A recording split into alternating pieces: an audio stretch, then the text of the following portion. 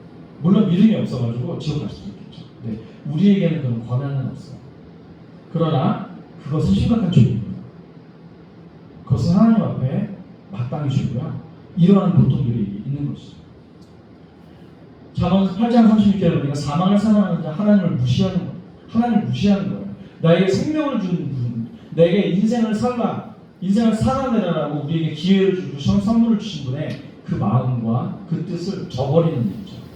그래서 어떻게 보면은 믿음이 아예 없는 친구도 이런 선택을 할 수가 있고, 믿음이 없이 그냥 교회 왔다 갔다 하는 친구도 혹시 이런 선택을 할 경우에는 모르죠.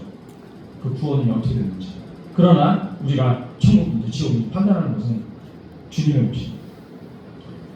두 번째, 살인은 나 자신을 죽이는 행위도 되는 거죠. 하나님께서 살인하지 말라고 했습니다. 근데 나 자신을 죽이는 것도 살인하는 거예요. 죄죠.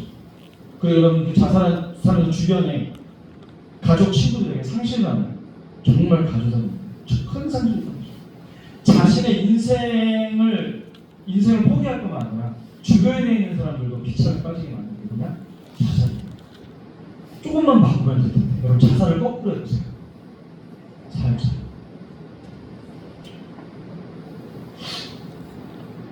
여러분, 이 세례요한은요 어떤 삶을 살았습니까?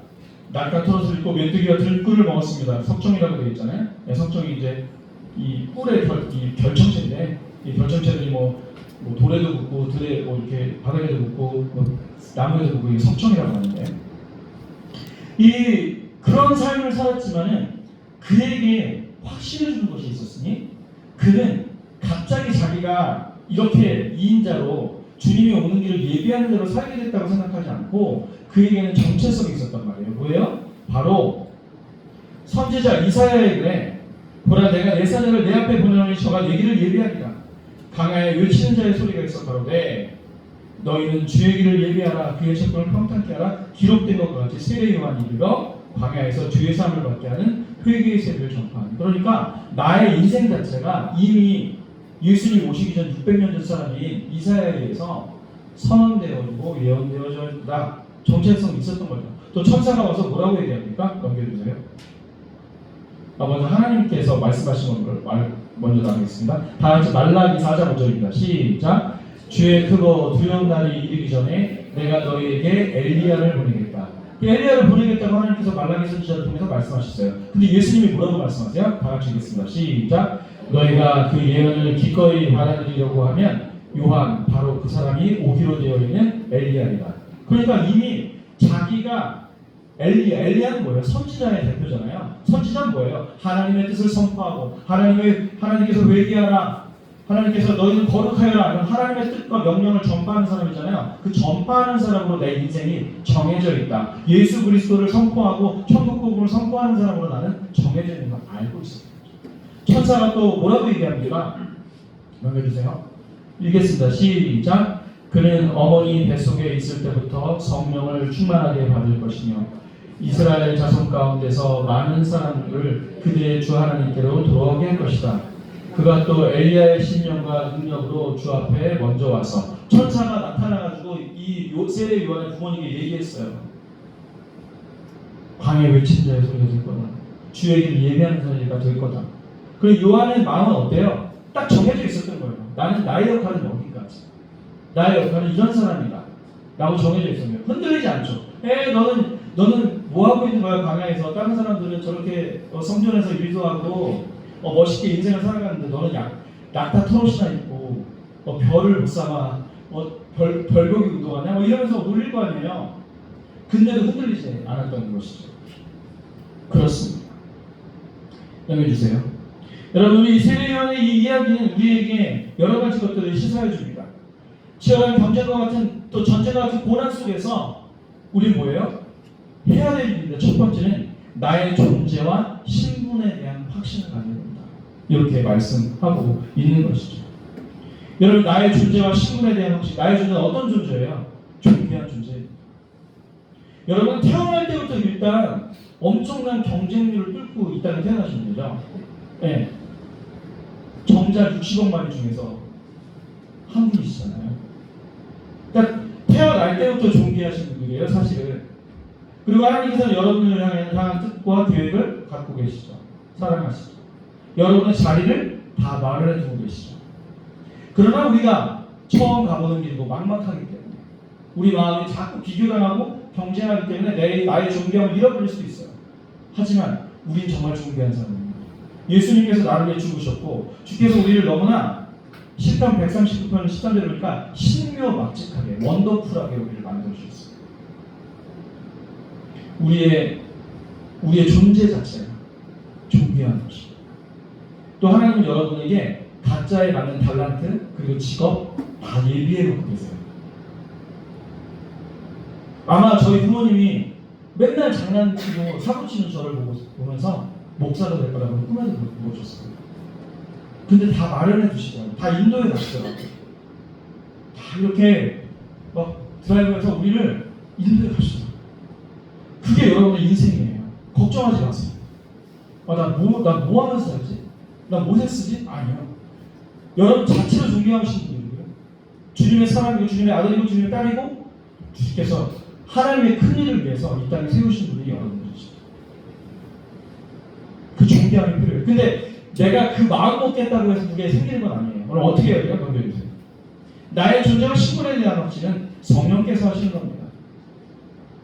앞부분이에요. 성령께서 하시는 분, 우리 다 같이 고린도전서 2장 12절 말씀 읽겠습니다. 시작. 우리가 세상의 영을 받지 아니하고 오직 하나님으로부터 온 영을 받았으니 이는 우리로 하여금 하나님께서 우리에게 은혜를 주신 것들을 알게 하려 하십니다.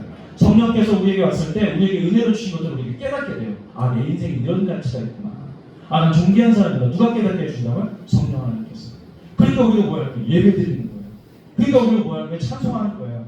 우리가 주님 앞에 예배할 때 성령 하나님께서 임하셔서 우리 사랑하는 친구들의 마음을 만지시고 내가 얼마나 소중한 존재인지를 깨닫게 하십니다. 그래서 우리가 중고등부로 예배를 올리는 겁니다. 우리 예배 시간은 9시 귀찮은 시간, 너무나 아침 일찍이가 필요한 시간이 아니라 이렇게 존귀한 시간, 너무나 소중한 시간. 두 번째, 치열한 경쟁과 전쟁과 같은 고난 속에서 우리가 기억해야 될 게 또 하나 있는 것은 뭐냐면 예수님께서 여러분을 위해서 중보하고 계신다는 사실입니다. 중보. 잘 보시겠죠? 자, 우리 로마서 8장 34절입니다. 함께 읽겠습니다. 시작. 누가 정죄하리요? 죽으실 뿐 아니라 다시 살아나시는 그리스도 예수시니 그는 하나님 우편에 계신다여 우리를 위해 간구하시는 자십니다. 주님이 뭐하고 계신다고요? 우리 사랑하는 친구들 위해서 간구하고 계십니다. 선생님들도 여러분을 기도해요. 하지만 누가 기도하시는 것이라고요? 주님, 예수님께서. 여러분 예수님의 기도는 능력이 있습니다. 왜냐하면 그분은요 메시테스 중보자시기 때문에. 넘겨주세요. 메시테스. 여러분 한국교회가 잘못 쓰고 있는 용어 중에 하나가 중보기도라는 건데 엔텍시스는 그냥 기도하다예요. 근데 이 메시테스로서 기도하는 것은 중보기도는 딱 한 분입니다. 예수님. 그래서 우리 그냥 남을 위해 기도하는 거예요. 프로시케라고 하는데 남을 위해서 기도하는 거예요. 우리가 뭐 함부로 중보라는 말을 쓰니까 너무 겁이 나요. 왜냐면 중보는 한 분이시거든요. 메시테스 예수님. 근데 그분이 그 중보자 되신 분이 누굴 위해 기도하고 있다고요? 여러분을 위해서 기도하고 있다. 끊임없이 기도하고 있다는 거예요. 우리 세은이가 잘 되기를 기도하고 있다. 우리 지훈이가 하나님의 귀한 아들이 되기를 계속해서 기도하고 있다는 거예요. 우리 지훈이가 힘내기를 계속해서 기도하고 계시다는 거예요. 이런 생각이 우리에게 있어요. 우리가 얼마나 든든합니까?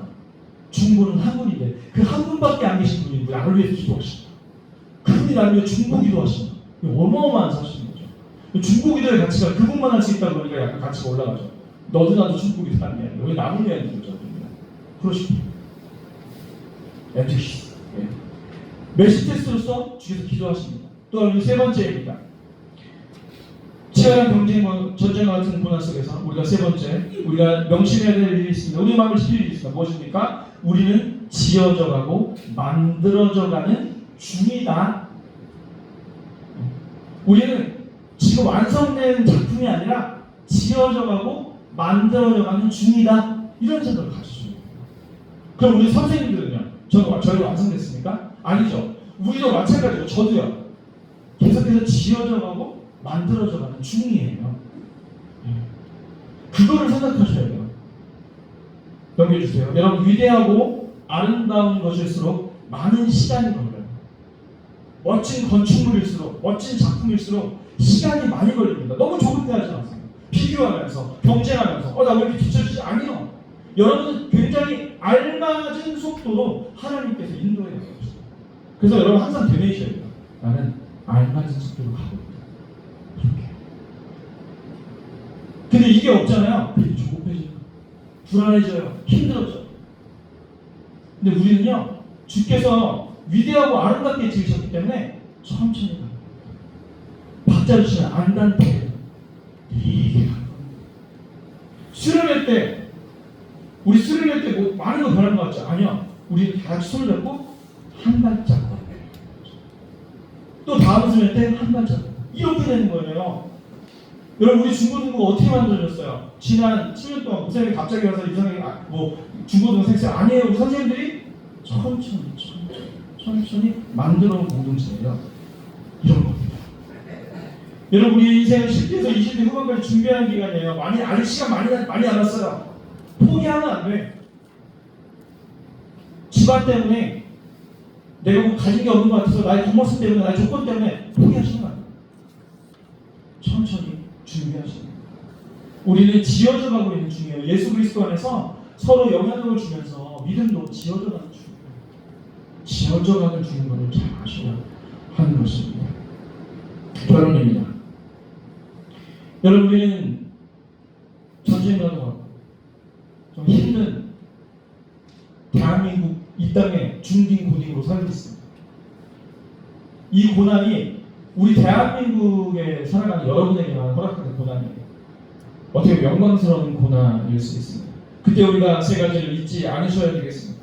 나의 존재와 나의 신분이 무엇인지, 그리고 주보자 예수님께서 나를 위해 계속해서 간구하고 계시는 것, 그리고 나는 아직 지어져가는 중이라는 사실을 깨달으셔야 됩니다. 조급해질 때마다, 힘들어질 때마다 주께서 나를 알맞은 속도로 인도하고 계시다는 사실을 잊지 않으셨으면 좋겠습니다. 저는 설교 준비하면서 장석주 시인의 대추 하나님이라는 시를 보게 됐는데, 이것이 어쩌면 우리 사랑하는 친구들의 지금 10대 시절이 아닐까, 그런 시간이 아닐까 생각이 들더라고요. 제가 읽어드리겠습니다. 대추 하늘 장석주.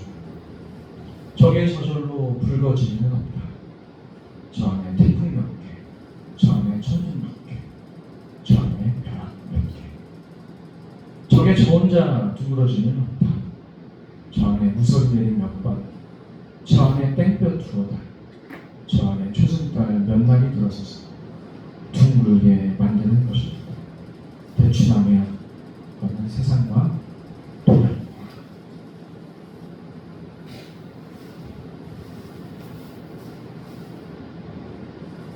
앞으로 여러분의 인생 가운데 태풍 몇 개, 천둥 몇 개, 벼락 몇 개가 여러분의 마음속에 차가운 서리가 내릴 수도 있고 힘들지만, 주께서 여러분을 가꾸시고 만드시고 지어져가고 있다는 사실을 잊지 마시고 용기와 힘을 내시는, 또 우리를 위해 끊임없이 중보하시는 예수님을 생각하면서 행복해지고 감사하는, 기쁨이 넘치는 그런 10대 여러분의 시절이 되기를 주님의 이름으로 축원합니다. 다 같이 찬송드리겠습니다.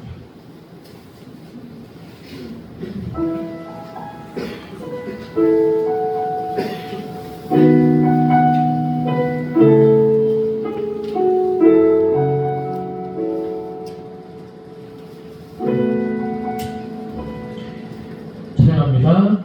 은혜로 날 보듬으시고 사랑 품어주셔 내 마음 한 사람도 지키지 못하는 이 모습 부끄럽습니다. 따스한 곁을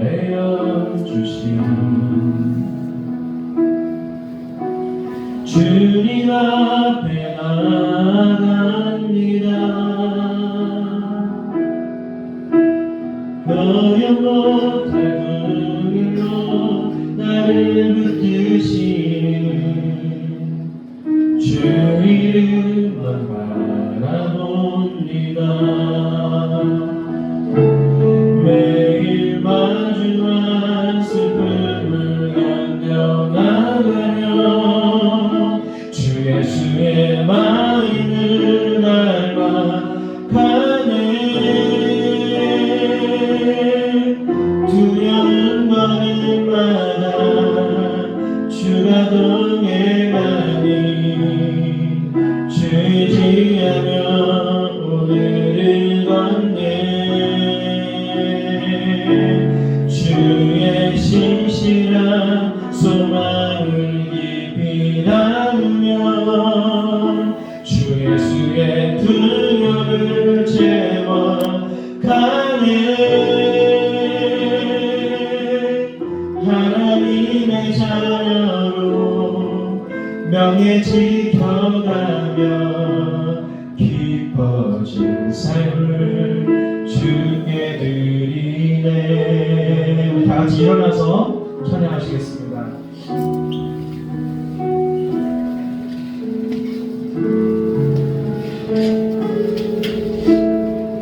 따스한 곁을 내어주시고 고백합니다. 따스한 곁을 내어주시니 주님 앞에 나아갑니다. 교령 못할 구율로 나를 붙드시는 주 이름만 바라봅니다. 매일 마주한 슬픔을 고백합시다. 매일 마주한 슬픔을 견뎌나가며 주 예수의 마음을 닮아가네. 두려운 마음마다 주가 동행하니 주의지하며 오늘을 걷네. 주의 신실한 소망을 깊이 나누며 주 예수의 분열을 채워가네. 하나님의 자녀로 명예 지켜가며 깊어진 삶을 주께 드리네. 매일 맞추어 신실한 소망을 깊이 나누며 주 예수의 분열을 채워가네. 하나님의 자녀로 명예 지켜가며 깊어진 삶을 주께 드리네.